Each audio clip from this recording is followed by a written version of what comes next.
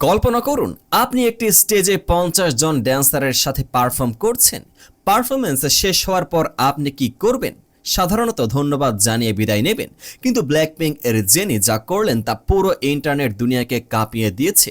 Taipei ডোমে golden disk awards 2026-এর সে রাতটি শুধু জেনির পারফরমেন্সের জন্য নয়, বরং পর্দার পেছনে এক অবিশ্বাস্য ঘটনার জন্য ইতিহাসে লেখা থাকবে। কিন্তু এটাই কি সব? এই একই রাতে জেনির মুখ থেকে বেরিয়ে আসা মাত্র একটি বর্ণ ভি পুরো কে পপ ইন্ডাস্ট্রিকে আবার দুই ভাগে ভাগ করে দিয়েছে। এটা কি শুধু একটি পোজের নাম, নাকি এর আড়ালে লুকিয়ে আছে বছরের সবচেয়ে বড় ডেটিং রিউমারের সত্যতা? বিটিএস এর ভি এবং জেনিকে নিয়ে যে জল্পনা 2025 সাল থেকে ধিকি ধিকি জ্বলছিল, জেনি কি নিজেই তাতে ঘি ঢাললেন? আজকের ইনডেপথ অ্যানালাইসিসে আমরা উন্মোচন করব জেনির সে রহস্যময় ব্যবহারের পেছনের গল্প এবং ইনভেস্টিগেট করব সে বিতর্কিত ইন্টারভিউটি। তৈরি হয়ে যান, কারণ আজকের এই ভিডিওটি আপনার ধারণাকে বদলে দিতে পারে। 2026 সালে গোল্ডেন ডিস্ক অ্যাওয়ার্ডস ছিল জেনির ক্যারিয়ারে অন্যতম বড় একটি মাইলফলক। তাইপেই ডোম কানায় কানায় পূর্ণ। যখন জেনি স্টেজে আসলেন, পুরো স্টেডিয়ামের ভিপে পাল্টে গেল। তার সাথে ছিল বিশাল এক ড্যান্স ক্রু, প্রায় 50 জন পেশাদার ড্যান্সার। কোরিওগ্রাফি থেকে শুরু করে ভিজুয়াল ইফেক্ট সবকিছুই ছিল নিখুঁত। কিন্তু আসল গল্পটা শুরু হলো পারফরমেন্স শেষ হওয়ার পর। সাধারণত বড় তারকারা শো শেষে সরাসরি তাদের ভ্যানে চলে যান, কিন্তু জেনি প্রথা ভাঙলেন। ড্যান্সারদের সোশ্যাল মিডিয়া পোস্ট থেকে জানা যায় পর্দার পেছনে জেনি তাদের সাথে কতটা সহজ এবং সাবলীল ছিলেন। কিন্তু সেই উপহারের খবরটি যখন সামনে আসলো, তখন সবাই স্তব্ধ হয়ে গেল। পেশাদার ড্যান্সারদের জন্য জেনি শুধু একজন কো আর্টিস্ট নন, তিনি ছিলেন একজন বড় মানের অভিভাবক। জেনি ব্যক্তিগতভাবে এই 50 জন ড্যান্সারের প্রত্যেকের জন্য উপহারের ব্যবস্থা করেছিলেন। আর সেই উপহারটি কি ছিল জানেন? লাক্সারি ব্র্যান্ড রেবেন এর প্রিমিয়াম সানগ্লাস। একবার চিন্তা করে দেখুন, 50 জোড়া ব্র্যান্ডেড সানগ্লাস। এটি কোনো সাধারণ সৌজন্য নয়, এটি একটি বিশাল বিনিয়োগ এবং কৃতজ্ঞতার বহিঃপ্রকাশ। নেটজেনরা এই ঘটনার পর জেনির পুরনো ইতিহাস ঘাঁটতে শুরু করেছে। গত বছর মেলন মিউজিক অ্যাওয়ার্ডসের সময়ও তিনি তার ড্যান্সারদের দামি ক্রিসমাস গিফট সেট দিয়েছেন। এমনকি ভক্তদেরও তিনি মাঝে মাঝে বিলাসবহুল ব্র্যান্ডের জিনিস উপহার দেন।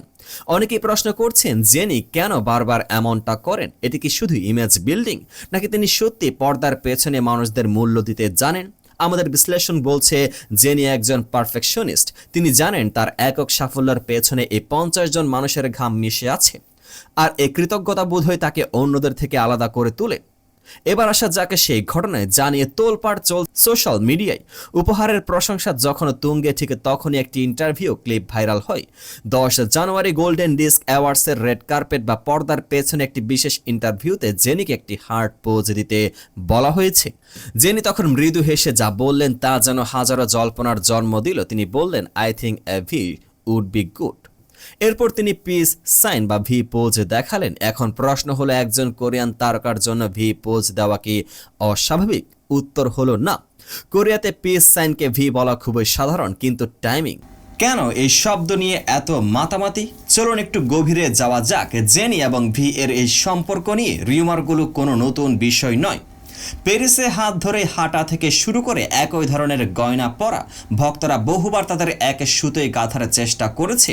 এই ইন্টারভিউতে জেনি চাইলে অন্য কোনো শব্দ ব্যবহার করতে পারতেন, তিনি পিস সাইন বলতে পারতেন বা সরাসরি পোস্টই দিতে পারতেন, কিন্তু তিনি বিশেষ করে ভি বর্ণটি উল্লেখ করলেন। টিকটকে এই ভিডিওটি মুহূর্তের মধ্যে 2,30,000-এরও বেশি লাইক পায়।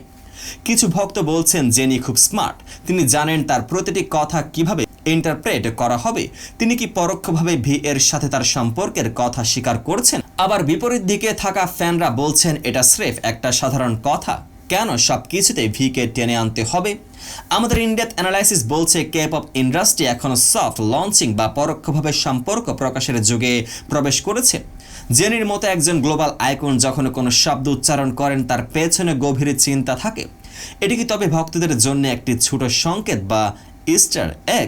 একদিকে জেনির অভাবনীয় উদারতা, যেখানে তিনি 50 জন ড্যান্সারকে দামি উপহার দিয়ে মন জয় করে নিয়েছেন। অন্যদিকে একটি মাত্র বর্ণ উচ্চারণ করে পুরো বিশ্বে ডেটিং রিউমারকে নতুন করে উস্কে দিয়েছেন। জেনি যেন একই সাথে একজন দেবদূত এবং একজন রহস্যময়ী নারী। তার ড্যান্সারদের প্রতি এই ভালোবাসা আমাদের শেখায় যে শিখরে পৌঁছালেও শেকড়কে ভুলে যেতে নেই। আর সেই ভি বিতর্ক, সেটা হয়তো সময়ের সাথে পরিষ্কার হবে, কিন্তু জেনি প্রমাণ করে দিয়েছেন তিনি যাই করুন না কেন তিনি সেটা হেডলাইনে নিয়ে আসার ক্ষমতা রাখেন। আপনার কি মনে হয় জেনির সেই ভি পোজের কথা বলা কি শুধুই কাকতালীয়, নাকি তিনি সত্যি বিটিএস এর ভিকে কোনো মেসেজ দিতে চেয়েছেন? আর ড্যান্সারদের প্রতি তার এই উপহার দেওয়ার মানসিকতাকে আপনি কিভাবে দেখেন?